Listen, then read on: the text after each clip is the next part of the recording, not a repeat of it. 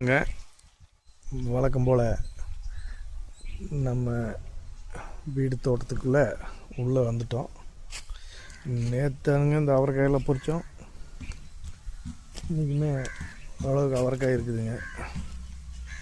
பரவாயில்லைங்க, கரும்பு நல்லா பிடிச்சிருச்சுங்க. முட்டைகோஸ் ரெடி ஆயிட்டால்.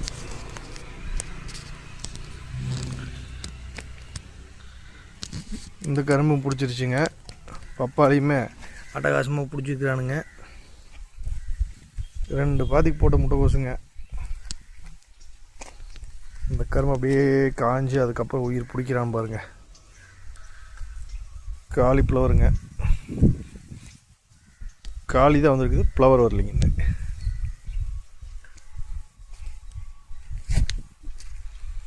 பாவக்காய்ங்க, பாவக்காய் செடி நல்லா பிடிச்சிட்டானுங்க. பச்சை மிளகாயில் பூ எடுத்துருச்சுங்க.